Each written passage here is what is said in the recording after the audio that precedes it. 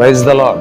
మన రక్షకుడును ప్రభు అయిన యేసుక్రీస్తు నామములో మీ అందరికీ ప్రభు పేట వందనాలు తెలియజేస్తున్నాం. అందరూ బాగున్నారండి? ఉదయకాల సమయంలో దేవుని బిడ్డలారా మరొకసారి మీ మధ్యలోనికి వచ్చి ఈ రీతిగా డైలీ మన్నా అనే కార్యక్రమం ద్వారా దేవుని వాక్యాన్ని అందించడానికి పరిశుద్ధాత్మ దేవుడు నాకు ఇచ్చిన మంచి సమయాన్ని బట్టి ప్రభుకి స్తోత్రాలు తెలియజేస్తున్నాం.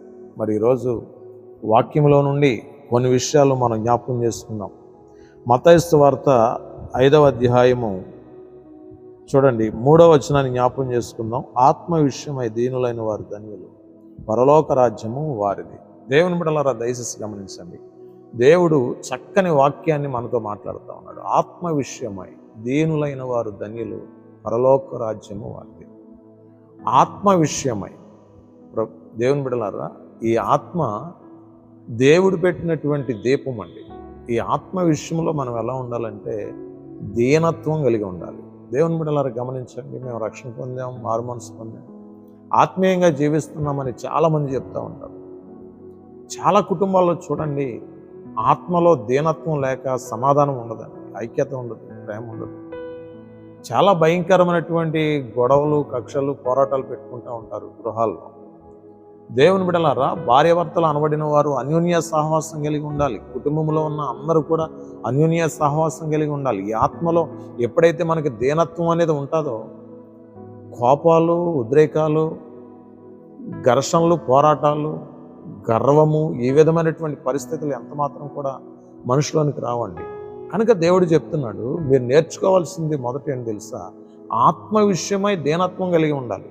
ఈ ఆత్మలో మనం ఎంత తగ్గించుకుని ఉంటామో దేవుని బిడ్డలారా, అంతగా పరిశుద్ధాత్మ దేవుడు మనకి నెమ్మదినిస్తాడు, సమాధానాన్ని ఇస్తాడు, సంతోషాన్ని ఇస్తాడు. ఈ ఆత్మ విషయమై దీనత్వం కలిగి ఉంటే దేవుని రాజ్యానికి వారసులం అవుతానని దేవుని వాక్యం చెప్తా ఉంది. ఆత్మ విషయమై దీనత్వం కలిగి ఉండడానికి మీరు ప్రయత్నం చేయాలి.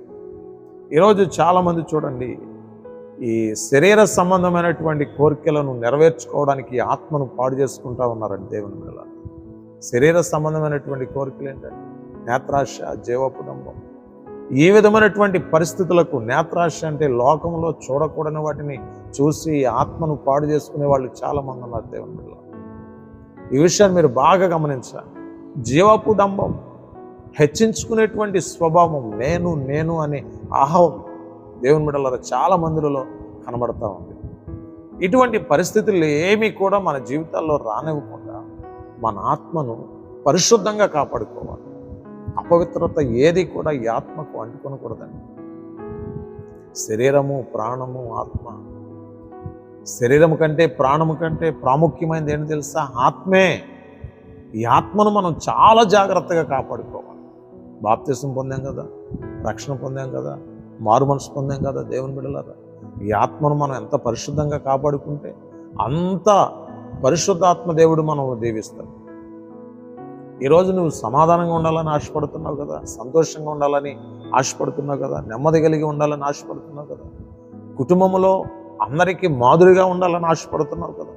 అయితే నిన్ను నువ్వు తగ్గించుకోవాలి అని అంటే ఈ ఆత్మను నువ్వు ముందు కాపాడుకోవాలి దేవుని బిడ్డలారా.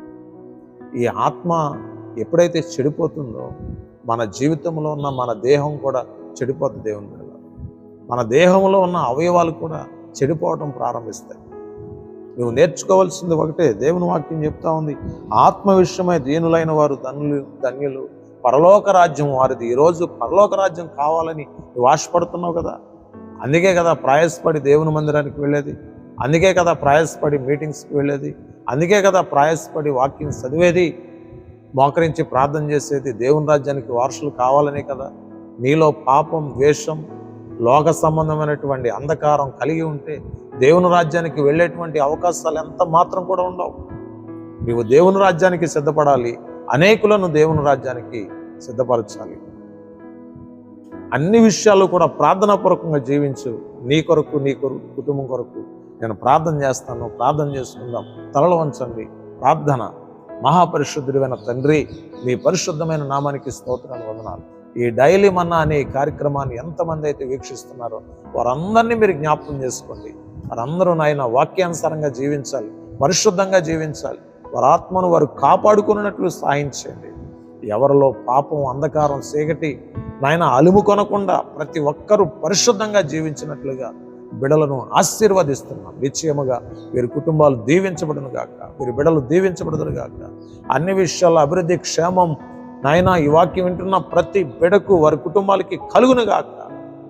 ఈ సావుకుని యొక్క ప్రార్థన అంగీకరించి మా బిడలందరినీ దీవించమని యేసు పరిశుద్ధ నామములో ప్రార్థన చేసి వేడుకొనిచున్నాం తండ్రి. ఆమేన్. God bless you.